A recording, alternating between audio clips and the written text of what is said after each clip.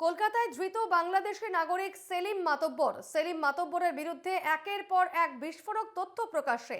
সূত্রের খবর, সেলিম ভারতে এসে জয়পুরের বাসিন্দা হিসেবে থাকতে শুরু করেন। ভারতীয় নাগরিকত্বের ভুয়ো নথি তৈরি করেছিলেন, এমনকি পাসপোর্ট পর্যন্ত বানিয়ে নিয়েছিলেন। জানা গিয়েছে, কলকাতায় একটি হোটেলেও চাকরি জোগাড় করে ফেলেছিলেন ধৃত মাতব্বর। সেই সঙ্গে বাংলাদেশ থেকে আসা পর্যটকদের এদেশে হাসপাতালে ভর্তির ব্যবস্থাও করতেন বলে অভিযোগ। গত 2 বছর ধরে তিনি ভুয়ো পরিচয়ে বাংলাদেশে ছিলেন বলে অভিযোগ।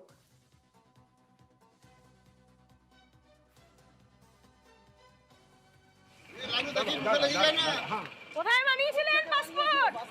তুমি কি বিএনপি করতে করো? বিএনপি করতেন? বিএনপি করো? বিএনপি করো? আপনি কবে থেকে এসেছিলেন এখানে? কবে থেকে? 2023 থেকে? কোথায় ছিলেন? কোথায় ছিলেন? আমাদের সঙ্গে এই মুহূর্তে টেলিফোনে রয়েছেন, সরাসরি রয়েছেন প্রতিনিধি সুস্মিত মজুমদার। সুস্মিত, ধৃত বাংলাদেশি এই যে মাতব্বর, তার বিরুদ্ধে আর কি তথ্য, নতুন নতুন কি তথ্য উঠে আসছে, কি জানা যাচ্ছে?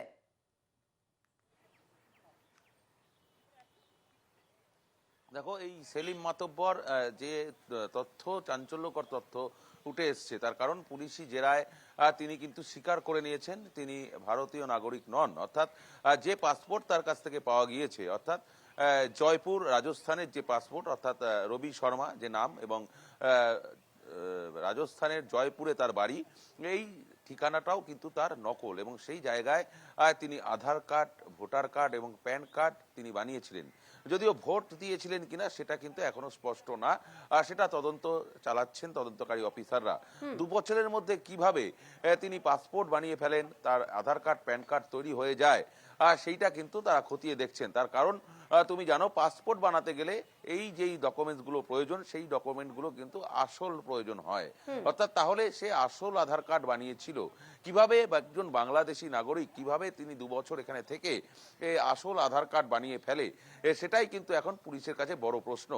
সেই কারণেই তাকে কিন্তু হেফাজত চেয়েছিলেন 14 দিনের জন্য, যদিও বিচারক তাকে 8 তারিখ পর্যন্ত, অর্থাৎ 10 দিনের জন্য হেফাজত দিয়েছেন, এবং সেইখানে কিছু শর্ত রেখেছেন যে যেহেতু তিনি টেরোরিস্ট নন, সেই কারণে তাকে তিনি অনুপ্রবেশকারী, এবং অনুপ্রবেশকারীর সঙ্গে যেমন ব্যবহার করা উচিত ভারতীয় ন্যায় সংহিতায় যার নিয়ম রয়েছে, সেই সংহিতার নিয়ম অনুসারে তাকে কোনো রকমভাবে মারধর করা যাবে না, শারীরিক এবং মানসিক কোনো অত্যাচার করা যাবে না। তার থেকে সমস্ত তথ্য তুলে নেওয়ার জন্যই কিন্তু তাকে পুলিশি হেফাজত দিয়েছে।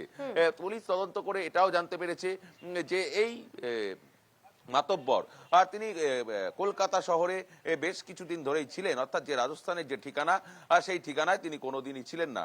কোনোভাবে তার কাছে এই ঠিকানা আসে এবং তার নকল তিনি বের করে নেন, এবং পরবর্তীকালে সেগুলোর আসল তিনি জোগাড় করেন, এবং পরবর্তীকালে তারই একটা পাসপোর্ট তিনি তৈরি করে নেন, এবং সেই পাসপোর্ট দেখিয়ে বাংলাদেশের ভিসাও তিনি লাগিয়ে নিয়েছিলেন। এমনটা কিন্তু হোটেলের যিনি কেয়ারটেকার ছিলেন, অর্থাৎ ম্যানেজার ছিলেন, তাকে কিন্তু সেই ভিসা দেখানো হয়েছিল। সেই কেয়ারটেকার কিন্তু সেটা স্বীকার করেছেন। তারপর কিন্তু তিনি শুধু এইখানেই তিনি থেমে থাকেননি। কলকাতা শহরে, যেটা সূত্র মারফত জানা যাচ্ছে, কলকাতা শহরে Marquis street, Mirza Ghalib street সহ যেই জায়গাগুলো রয়েছে, অর্থাৎ মূলত বাংলাদেশ থেকে যারা আসেন তারা এই জায়গাটাকেই বেছে নেন। তার কারণ এই জায়গা থেকে বাংলাদেশের বাস ছাড়ে, অর্থাৎ যে সৌহার্দ্য বাংলাদেশ ঢাকা কলকাতার যে বাস, সেই বাসগুলো এই জায়গাটা থেকেই ছাড়ে, এবং এই জায়গাটা হচ্ছে এমন একটা জায়গা, একদম মধ্যামধ্যী জায়গা, অর্থাৎ যেখান থেকে হাওড়া স্টেশন খুব সহজে যাওয়া যায়, শিয়ালদা স্টেশন খুব সহজে যাওয়া যায়, এবং বিমানবন্দর খুব সহজে যাওয়া যায়। তার কারণ এখান থেকে বাস, ট্যাক্সি বা ওলা উবের যা বলবে, এ সমস্ত কিছু কিন্তু অ্যাভেলেবেল পাওয়া যায়। সেই জন্য এই জায়গাটাকে কেন্দ্র করে বাংলাদেশি ব্যবসা রমরম করে গড়ে উঠেছে, বাংলাদেশি লোকদের কেন্দ্র করে। যারা এখানে চিকিৎসার জন্য আসে, যারা এখানে ঘুরতে আসে, যা ব্যবসার জন্য আসে, বা যে কোনো কারণে যারা বাংলাদেশি লোক আসে, তারা কিন্তু এই মার্কোয়া স্ট্রিট বা মির্জা গালিব স্ট্রিট, তারা কিন্তু এই এলাকাগুলোকেই বেছে নেয়, এবং এই জায়গাটায় তারা থাকেন।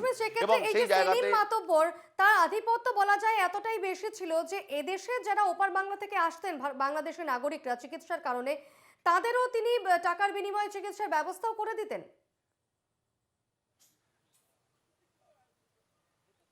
একেবারেই, দেখো, যেটা কিন্তু পুলিশ সূত্রে জানা গিয়েছে, তার বাড়ি কালচিনি উপজেলার মাদারিহাট গ্রাম, অর্থাৎ যে জায়গা হচ্ছে একদম ভারতের যে লাগোয়া সুন্দরবনের যে অংশ বাংলাদেশ, সেই বাংলাদেশের সেই অংশে অর্থাৎ সুন্দরবন এলাকার লোক তিনি। কলকাতা বাংলাদেশের যে সুন্দরবন অংশটা রয়েছে সেই এলাকার লোক তিনি, এবং সেই কারণে বাংলাদেশের লোকেদের সঙ্গে তার যোগাযোগ ছিল।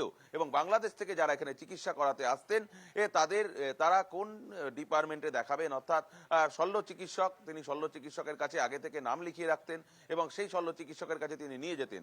শুধু তাই নয়, যে রোগের জন্য যেই ডাক্তার, যেই রোগের জন্য যেই হাসপাতাল, সেই হাসপাতালগুলো তিনি যোগাযোগ করিয়ে দিতেন, সেই মধ্যস্থতাকারী করে দিতেন এবং তার বিনিময়ে তিনি কিছু পারিশ্রমিক নিতেন, এমনটাই কিন্তু পুলিশ সূত্রে জানা গিয়েছে।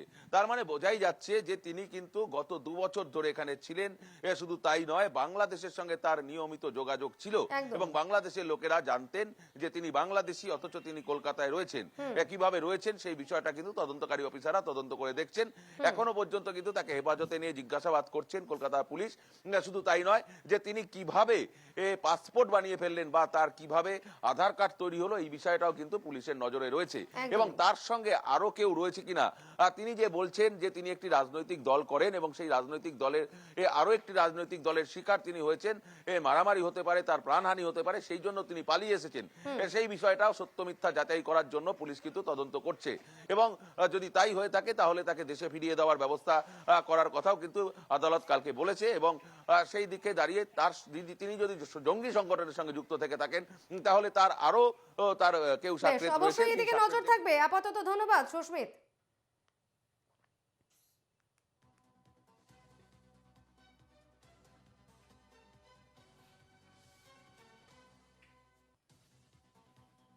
যেহেতু উনি হয়তোবা 15-20 বছর আগে আসছে, তখন কোনো রাজনৈতিক কোনো সংকটের কারণে 2 বছর আগে আসছে, তাহলে তো উনাকে এখানে আইনের আওতায় আপনার আবার দেশে বেক করা উচিত। কারণ উনি তো একজন দেশদ্রোহী কাজ করছে বাংলাদেশ থেকে যদি দেশদ্রোহী কাজ না করতো তাহলে তো উনি ভারতে পালিয়ে আসতো না। আর এখানে আমাদের বাংলাদেশ থেকে যেহেতু উনি ভারতে চলে আসছে, বাংলাদেশে অনেক বড় একটা ক্ষতি করে আসছে। এখন বাংলাদেশে ক্ষতি করছে, এখন ইন্ডিয়াতে ক্ষতি করবে না এমন তো কোনো কথা না, উনি ইন্ডিয়াতেও ক্ষতি করবে। এইসব সমস্ত লোককে আইনের আওতায় এনে তাকে দৃষ্টান্তমূলক শাস্তি দিতে হবে।